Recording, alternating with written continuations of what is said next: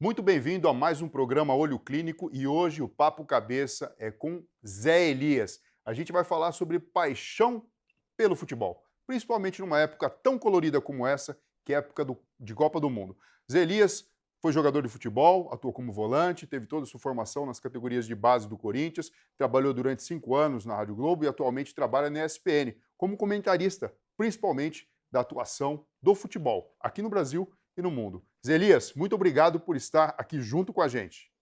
Grande doutor, primeiro é um prazer, né, e uma honra poder participar com esse quadro com o senhor. E vamos conversar bastante, né? Acho que momento oportuno, né? Momento de Copa do Mundo, a paixão, aquela união, né? Todo mundo pensando na seleção brasileira, torcendo para a seleção brasileira. E eu também sou mais um, né? Mais um torcendo para que nós possamos conseguir o Hexa. Bom, é isso aí. Então, vamos fazer como acontece no futebol, né? Vamos começar batendo uma bola aqui. A gente sabe, Zé Elias, que quando a gente tem a Copa do Mundo, a memória afetiva ela é acionada na cabeça de todas as pessoas, não só do Brasil, como do mundo como um todo. Eu queria que você falasse um pouquinho da sua percepção como uma pessoa que, quando menino, gostava e torcia pelo futebol. Depois, já formado como adulto, atuou como jogador profissional e agora, mais maduro, comentarista desse esporte. Como é que você vê essa questão da paixão pelo futebol aqui no Brasil e no mundo? Olha, doutor Fernando, eu tive o privilégio, né, de conhecer alguns países, né, por conta do futebol e aquilo que o futebol proporciona aos jogadores de futebol profissional. É, Aqui no Brasil, você vive uma paixão muito forte, faz parte da cultura do brasileiro, até pelas questões sociais. Então, o futebol ele está praticamente dentro das nossas casas o tempo todo, seja de manhã, de tarde, de noite. E isso, você cresce com essa paixão, você cresce, o futebol faz parte desse seu crescimento e, consequentemente, você adota um time para torcer, esse time tem os ídolos acabam entrando na sua cabeça e criam aquela memória afetiva, e tem até uma história engraçada para contar para o senhor, para que o senhor possa analisar. Uma vez, chegando em casa, às 7 horas da noite, eu chego em casa, minha mãe corintiana fanática, passando lá a roupa e chorando. E eu não vi o meu irmão e nem meu pai, né? E era um dia em que o meu pai levava o meu irmão para o treinamento. Cheguei, fiquei assustado. Falei, mãe, pelo amor de Deus, o que foi? O que você está chorando? Desesperada tal. Ela pegou e falou assim, não foi nada. Eu falei, fala, pelo amor de Deus. Eu falei assim, é que o Neto saiu do Corinthians, por isso, ele vai embora, meu ídolo. Então, para o senhor ver, né, o tamanho da paixão que as pessoas têm, e através desse sentimento, né, de um gol, de uma defesa, de um sentimento de identificação, né, porque nós criamos essa identificação com os nossos ídolos, e isso muitas vezes a gente sente falta.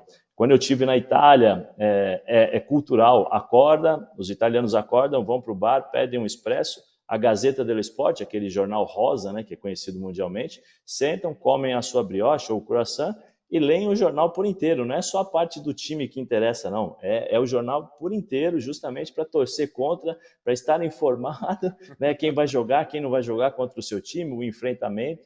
Na Grécia, uma paixão que eu não encontrei em lugar nenhum.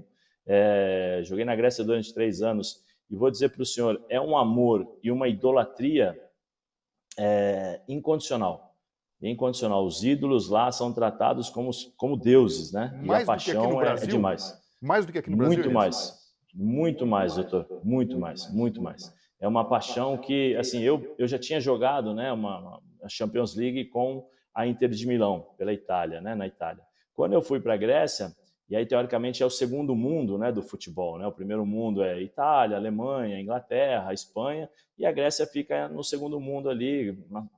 Então você chega lá, você fala, poxa, deixa eu ver o que eu vou experimentar, né? E nos jogos da Champions League, para o senhor ter uma ideia, nosso ônibus ele era escoltado por mais de 300 motos dos torcedores. Então o ônibus ia na frente, ia no meio e os torcedores escoltando do lado, na frente, atrás.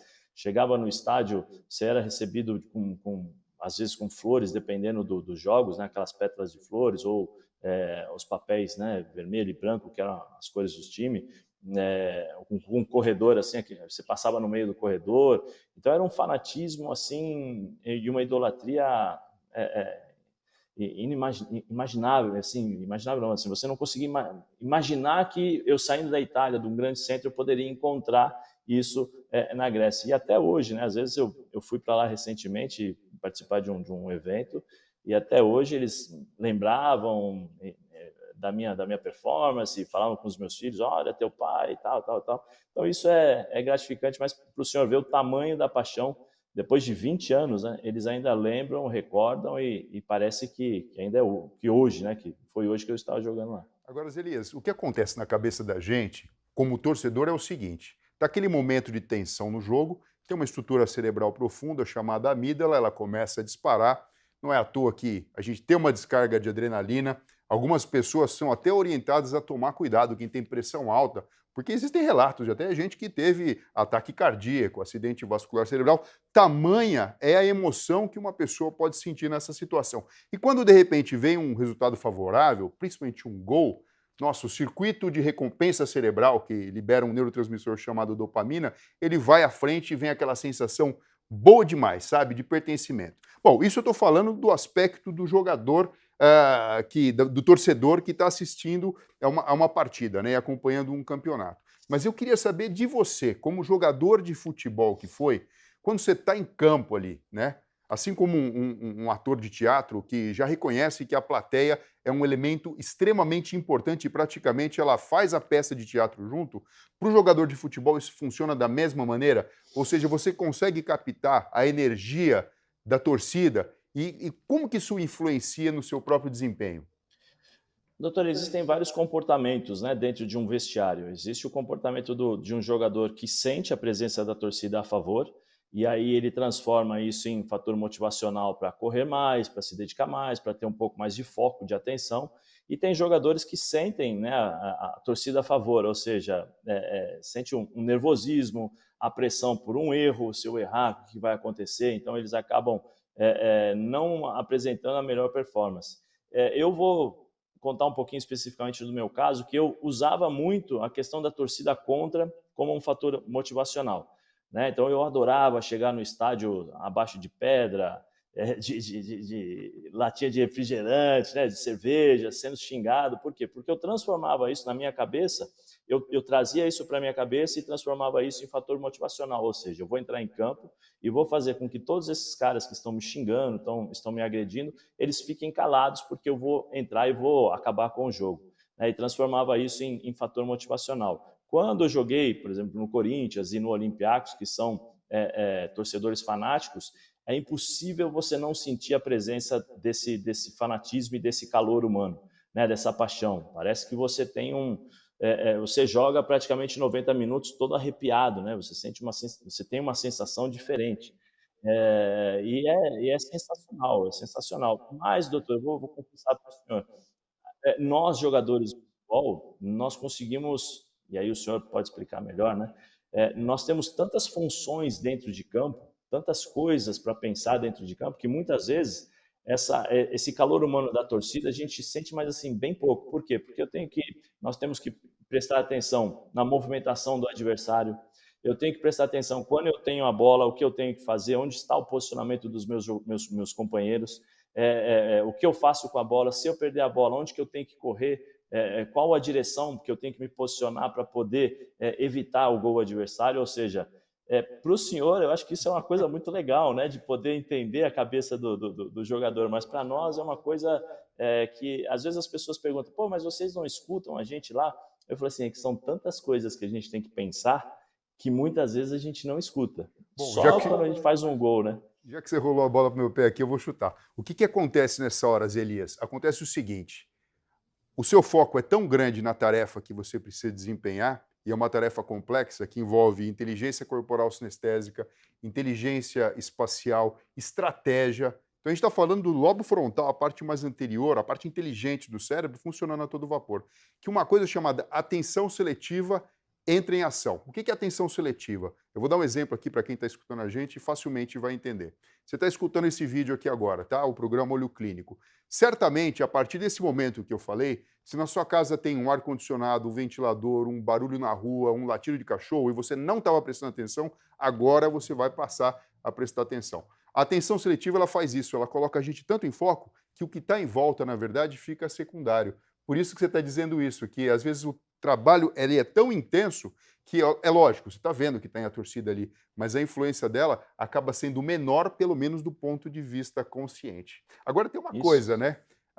O fanatismo que muitas vezes essa torcida traz, ele pode ser problemático. A gente sabe que é bom, né, esse amor, essa paixão, mas às vezes a gente sabe que existem desavenças. Veja, o esporte serve para unir, né? Serve para a gente se entreter, tem o seu propósito. E algumas pessoas às vezes se indispõem, briga dentro de casa, briga com pessoas, e isso não é muito legal. O que você acha que falta ou poderia ser feito para a gente equilibrar essas emoções e sem a gente reduzir a paixão, obviamente, pelo futebol, mas trazendo aí um benefício para toda a sociedade? Olha, doutor, eu vou jogar mais uma vez a bola aí para o senhor, né? É porque é o seguinte, eu acho que é um fanatismo, e aí eu falo por aquilo que eu vivi, não só dentro de casa com os meus pais, né? Meu pai palmeirense fanático, família toda palmeirense, minha mãe corintiana fanática também, o meu dia a dia, né? Nos clubes por onde passei, eu acho que é uma situação bem complicada, porque você tem uma linha muito tênue entre a paixão, né? Entre a emoção e entre o fanatismo. Eu acho que o futebol ele proporciona isso, outros esportes também, né? Mas você tem uma linha em que o futebol, por exemplo, você tem a tiração de sarro, você tem o fanatismo das apostas, no dia seguinte o amigo vai cobrar a aposta, o amor realmente que o cara sente, eu tenho um amigo que ele praticamente ele não casa porque ele ama mais o Palmeiras do que qualquer outro tipo de ser humano, vamos dizer assim, de bicho, de animal. Então, você acaba substituindo muitas coisas, muitos sentimentos e até mesmo pessoas por esse fanatismo, por essa paixão, né? E isso eu acho que é um pouco complicado de eu explicar praticamente. Eu posso dar os exemplos para o senhor, como eu falei, mas essa explicação eu acho que é difícil porque é uma linha muito tênue. A paixão, e o senhor conhece a minha esposa, né, a baixinha, a doutora Renata, Sim. muitas vezes ela fala assim, nossa, eu não sei como funciona isso, né? Porque às vezes eu sou abordado na rua e a pessoa que não me conhece tem uma intimidade muito grande comigo. Aí eu falo para ela, né? Eu falei, baixinha, querendo ou não, durante 16 anos da minha vida, eu frequentei a casa dessa família toda quarta e todo domingo, ou toda quinta e todo sábado. E você cria esse vínculo emocional. Então é difícil de você separar essas coisas, né, do mundo real, né? E do mundo racional, vamos dizer assim. E aí entra a questão do senhor, né? Que o cérebro é uma máquina muitas vezes perfeita, mas que às vezes também tem sentimentos, né? Com certeza. Ô Zé Elias, eu tenho um informante secreto, e eu não posso dizer o nome, ali onde você trabalha, sabe, na ESPN. E é o Uhum. seguinte, apesar de todo mundo barbado, já grandão, eu sei que ali rola uma troca de figurinha tremenda, figurinha de verdade, viu, gente, do álbum da Copa. É verdade isso? Tem um certo fanatismo e uma paixão pelo futebol que, enfim, transborda até o trabalho que vocês fazem? Não, se o senhor frequentar um dia lá, eu faço um convite para o senhor, né, passar lá na ESPN, o senhor vai ver gente com camisa do time, o jornalista que a gente muitas vezes fala assim: "Não, eu sou isento, eu sou imparcial", mas o cara vai com a camisa do time, no jogo do time dele durante os 90 minutos xinga todo mundo, sabe, abre o coração, realmente explode, tem esse fanatismo, que é como eu falei para o senhor, né, uma linha muito tênue e aí a questão racional muitas vezes ela fica para trás, porque a paixão ela é muito forte. E o futebol transcende muitas vezes essas duas áreas, né? Esse conflito, ele é praticamente, durante 90 minutos, ele é conflitante, né? Porque você tem a paixão, o ódio, o amor, a emoção, que praticamente andam durante 90 minutos a todo instante ali no local de trabalho e em casa também, né? Ô Zé Elias, antes da gente encerrar aqui, eu ia agradecer muito a sua participação aqui no Olho Clínico, trazendo um olhar totalmente privilegiado, ainda mais nessa época do ano que a gente está vivendo na Copa do Mundo. Eu vou botar a bola na marca do pênalti. Você é bom de pênalti? Olha, doutor, eu bati poucos ao longo da minha vida, mas eu acertei, viu, doutor? Ótimo, ótimo. Então eu vou botar a bola aqui no pênalti para você chutar com essa última pergunta. Bom, é o seguinte: você é comentarista, você foi jogador de futebol, você entende super de futebol, tá? A pergunta de ouro, tá? Valendo 1 milhão. Valendo 1 milhão. O Brasil leva o Hexa dessa vez? Olha, doutor, eu acho que o Brasil é o grande favorito a esse Mundial, né? Eu vou explicar o porquê eu penso dessa forma. Eu acho que o Brasil e a Argentina são dois times muito parecidos, mas tem o grande diferencial, a Argentina pelo Messi e o Brasil pelo Neymar. As outras seleções, elas são muito iguais, né? Elas são equivalentes, porque hoje você não tem uma grande seleção que desponta. demais, né? O futebol mudou muito, a evolução do preparo físico, a evolução das questões táticas, uma área que o senhor sabe muito bem, saúde mental, pressão emocional, isso tudo influencia, está influenciando muito hoje o futebol e a performance dos atletas, porque as redes sociais elas têm um peso muito grande na vida de todos, né? Então isso acaba deixando todas as seleções equivalentes. E o que acontece? Você tem uma disparidade muito grande. E hoje o Brasil, com o Neymar, com a equipe que tem, com o coletivo, eu acho que o Brasil é muito forte e é o grande candidato a levar o Hexa. Só que aí entram as outras questões, né? Tem a questão da vaidade, a questão das cláusulas contratuais, que aí muitas vezes o cara, ao invés de tocar, lembra, pô, se eu fizer o gol, eu vou ser o artilheiro, vou ter um din-din a mais ali, um faz-me rir que vai cair na conta, que vai me deixar mais feliz. Tem todos esses lados, mas tirando tudo e tirando a emoção, analisando realmente com a razão, o Brasil, para mim, é o grande favorito por conta da qualidade de futebol que ele joga hoje. Excelente, excelente. Então é gol. Então é hexa. Vamos torcer, viu, doutor? Vamos torcer. Tem muita coisa aí, como eu falei, que pode acontecer no Mundial, numa Copa do Mundo, mas eu vou torcer para que o Brasil possa jogar o mesmo futebol que vem jogando. E se ele conseguir atingir esse nível, com certeza até a final ele chega. É isso aí, Zé Elias. Muito obrigado pela sua participação. Vamos torcer junto e que o Brasil leve o Hexa, ou traga o Hexa aqui para o Brasil. Se Deus quiser. Foi um grande prazer falar com o senhor e, quando precisar, estou sempre à disposição, doutor. Ok, muito obrigado. Pessoal, até a próxima.